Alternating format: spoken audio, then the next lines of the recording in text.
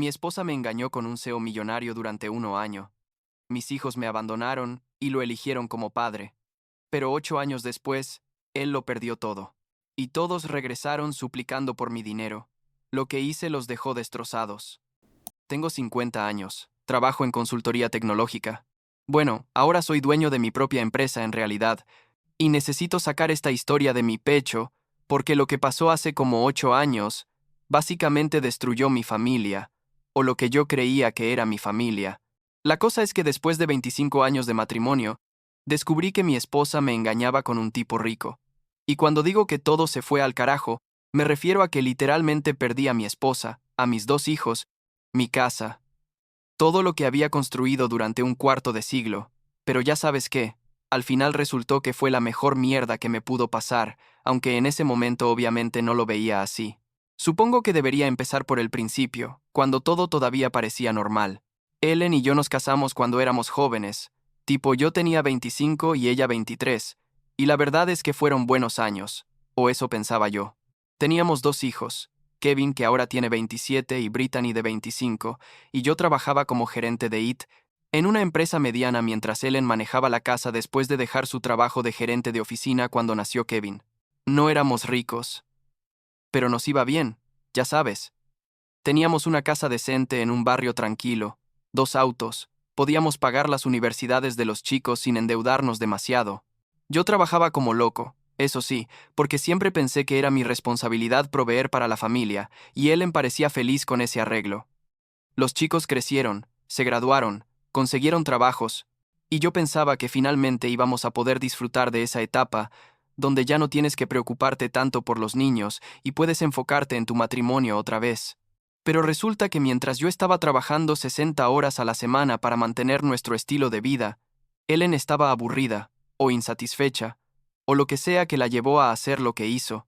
Empecé a notar cosas raras como 6 meses antes de que todo explotara.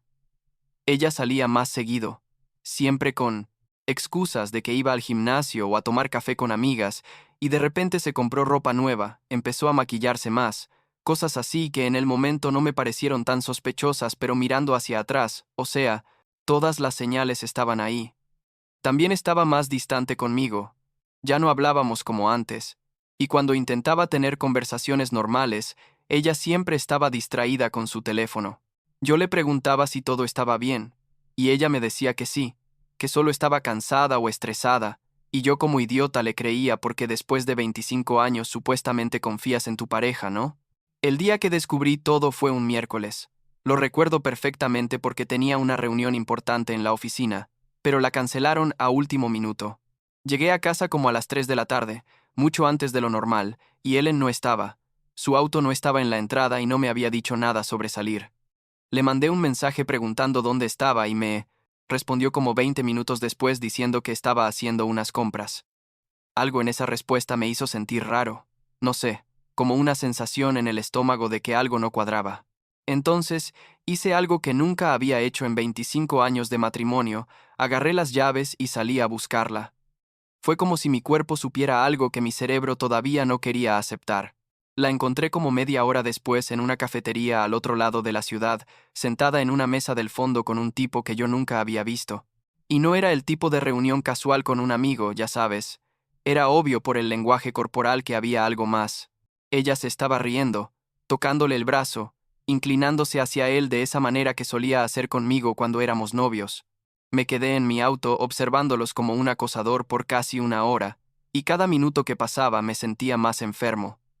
Cuando finalmente salieron del café, caminaron hasta el estacionamiento y se subieron al mismo auto, un BMW negro reluciente que claramente no era de Ellen. Los seguí, y créeme que sé lo patético que suena todo esto, pero necesitaba confirmar lo que ya sabía en el fondo. Fueron a un hotel decente, no uno de esos moteles baratos de carretera, sino uno de esos lugares donde la noche cuesta como $300. Los vi entrar juntos, él con la mano en su espalda baja, de una manera que me hizo querer vomitar. Me quedé sentado en mi auto en ese estacionamiento por no sé cuánto tiempo, literalmente temblando de rabia y tristeza y mil emociones que no podía ni procesar.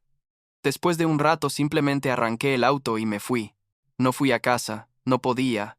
así que conduje sin rumbo por la ciudad hasta que oscureció. Finalmente me estacioné en el parqueo de un parque y me quedé ahí sentado hasta como las 11 de la noche, tratando de decidir qué hacer. Cuando llegué a casa, Ellen ya estaba ahí, actuando como si nada hubiera pasado.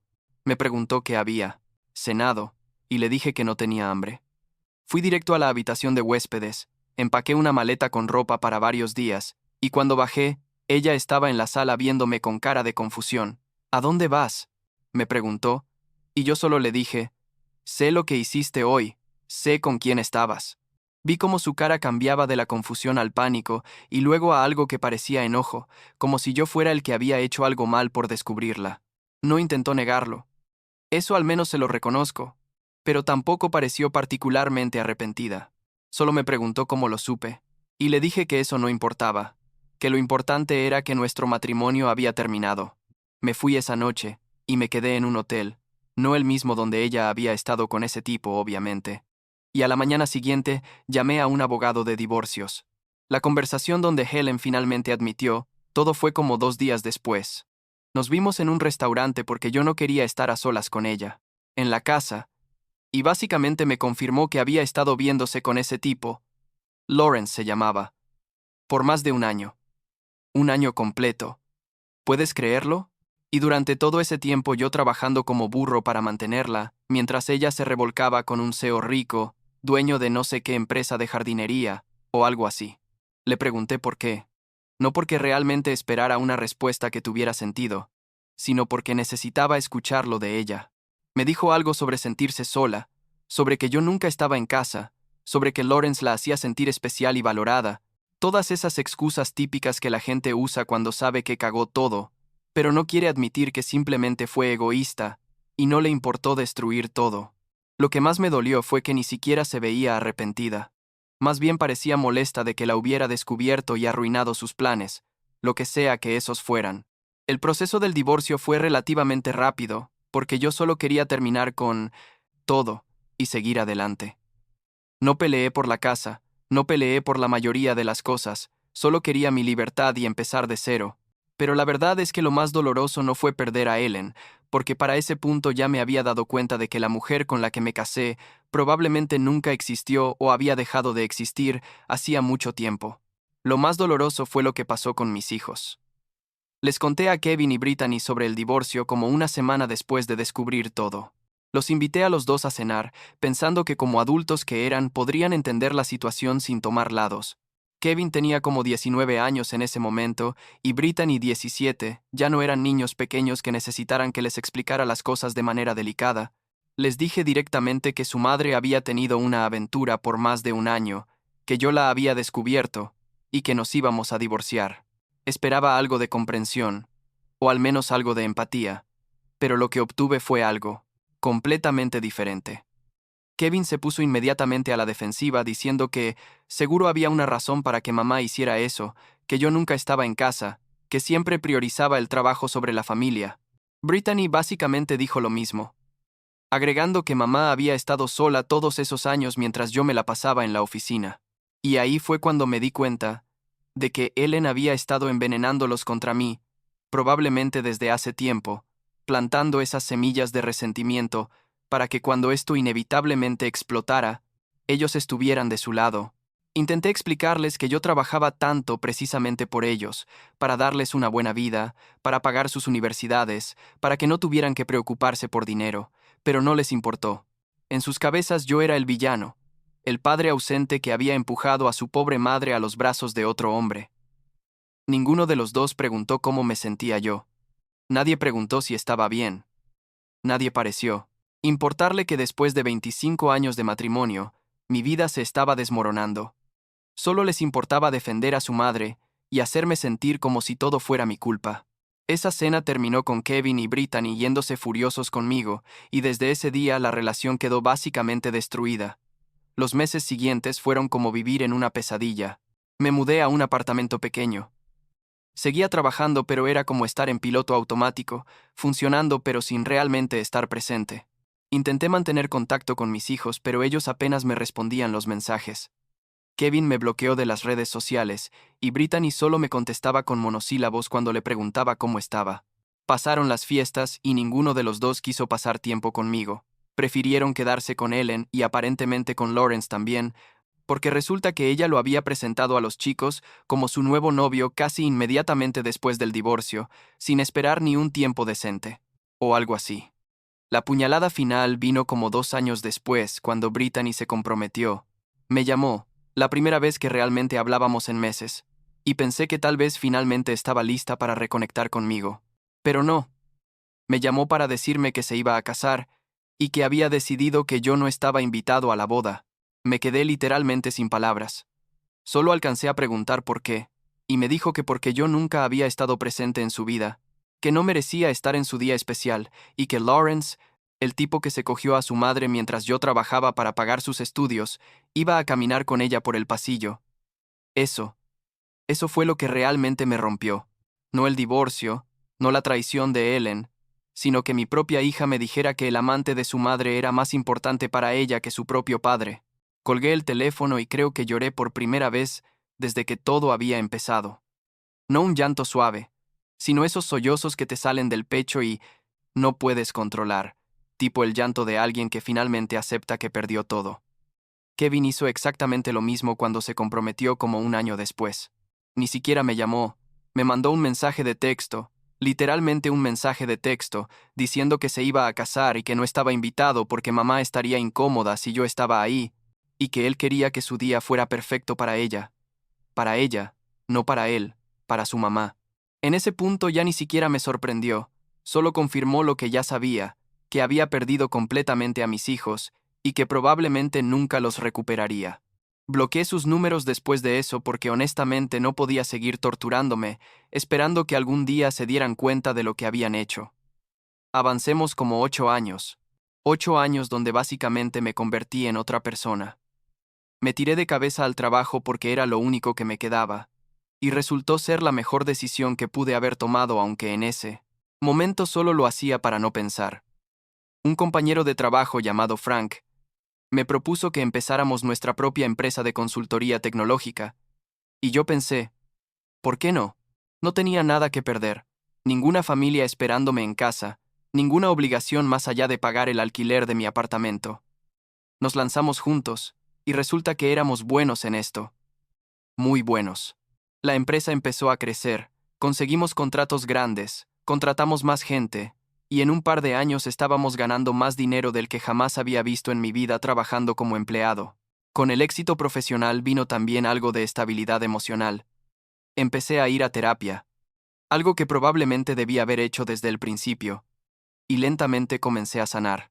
No completamente, porque hay heridas que nunca cierran del todo, pero lo suficiente para poder funcionar como ser humano normal otra vez. Conocí a una mujer en una conferencia de tecnología, Mónica se llamaba, era viuda, su esposo había muerto en un accidente automovilístico como 3 años antes. Nos entendimos de inmediato porque ambos habíamos perdido nuestras familias de maneras diferentes, pero igual de dolorosas. Empezamos a salir, nos enamoramos, y nos casamos como 2 años después de conocernos.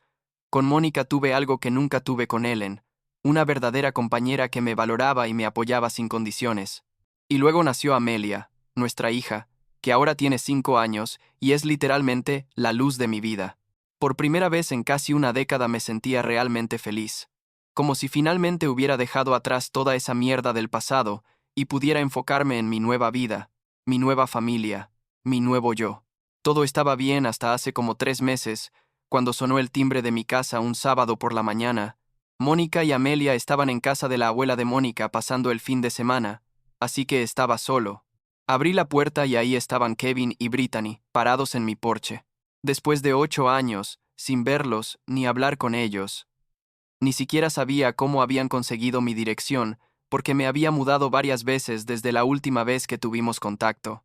Por un segundo estúpido y esperanzado, pensé que tal vez finalmente habían venido a disculparse, a reconectar, a tratar de arreglar nuestra relación.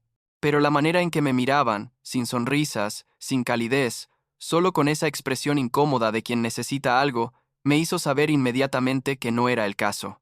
Entraron sin que yo realmente los invitara. Tipos simplemente pasaron y se sentaron en la sala como si tuvieran derecho a estar ahí. Kevin empezó a hablar, preguntándome cómo había estado, comentando sobre la casa bonita que tenía, claramente haciendo small talk incómodo antes de llegar al punto real de su visita. Brittany solo miraba alrededor, evaluando probablemente cuánto dinero tenía ahora. Después de como 10 minutos de conversación forzada, Kevin finalmente soltó la verdad. Resulta que Lawrence, el gran amor de su madre, el hombre que fue más padre para ellos que yo supuestamente, había perdido todo su dinero. Su empresa de jardinería quebró, se declaró en bancarrota, y había dejado a Ellen con deudas enormes antes de básicamente desaparecer. Ellen había tenido que vender la misma casa que yo le había dejado en el divorcio, y ahora vivía en un apartamento pequeño trabajando de cajera, porque no podía conseguir otro trabajo mejor a su edad. Kevin y Brittany también estaban pasando dificultades económicas, sorpresa, sorpresa, porque aparentemente ninguno de los dos había hecho mucho con sus vidas después de la universidad. Kevin trabajaba en ventas, ganando una miseria, y Brittany era asistente administrativa en alguna oficina random. Y ambos tenían hijos ahora, tipo Kevin tenía 2 y Brittany 1, y estaban luchando para llegar a fin de mes. Y ahí estaba yo pensando, ¿y qué mierda esperan que haga yo con toda esta información? Porque claramente no vinieron solo para ponerse al día después de 8 años de silencio. Y efectivamente, después de contarme todos sus problemas, Kevin me preguntó si podía ayudarlos financieramente. No pidió.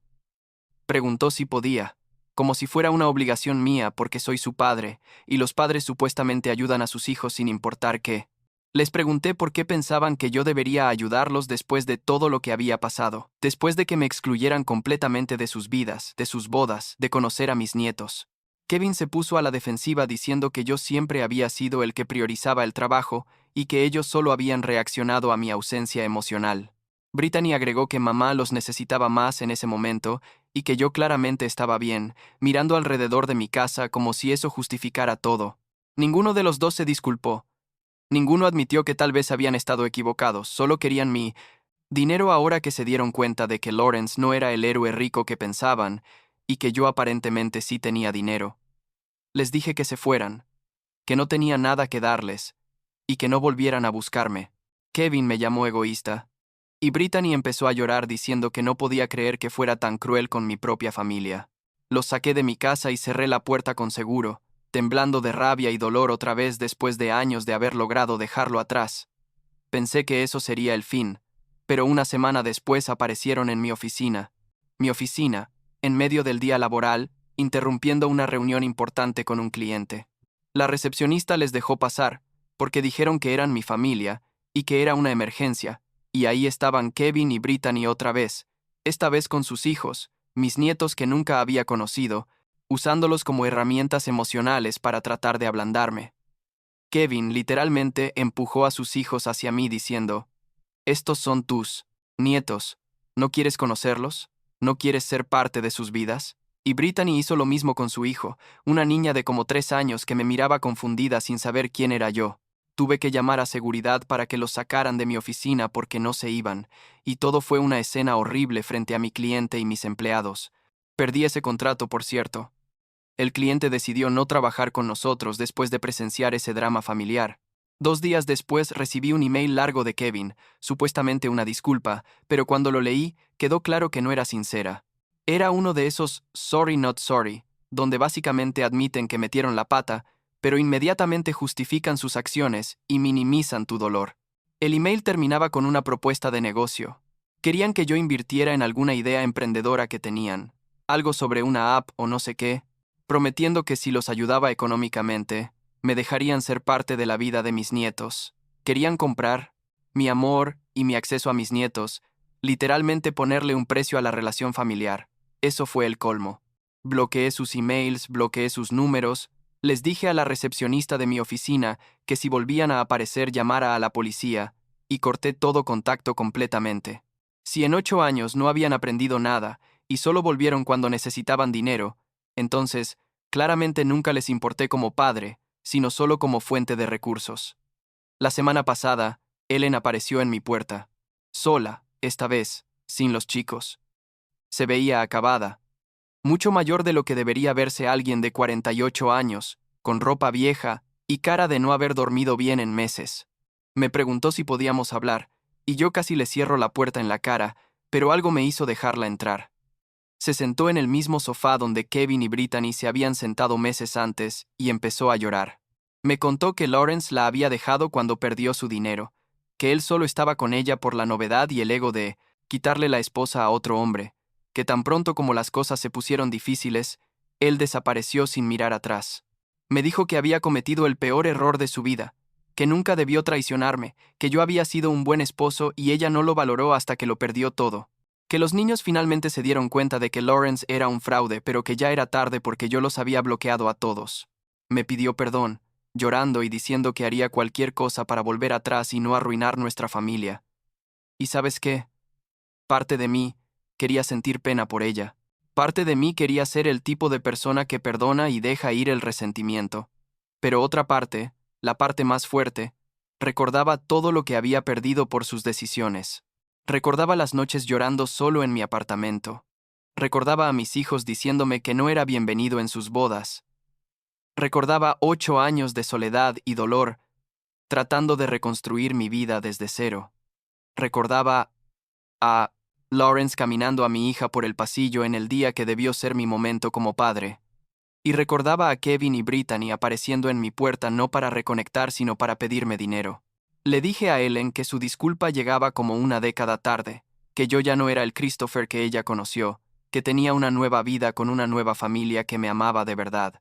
Le dije que ella hizo su elección hace 10 años y que ahora tenía que vivir con las consecuencias de esa elección, igual que yo tuve que vivir con ellas. Le deseé suerte y le pedí que se fuera y nunca volviera. Cerré la puerta y la vi irse por la ventana, caminando despacio hacia un auto viejo y destartalado. No sentí satisfacción, pero tampoco sentí culpa. Solo sentí paz, como si finalmente hubiera cerrado ese capítulo de mi vida de verdad. Esa noche Mónica llegó a casa con Amelia y cenamos juntos como familia, riendo y hablando sobre el día de Amelia en el kinder. Y ahí fue cuando me di cuenta de que no perdí mi familia hace 10 años, solo perdí gente que nunca realmente me valoró. Mi verdadera familia está aquí ahora, en esta casa, con la mujer que me ama y la hija que me ve como su héroe.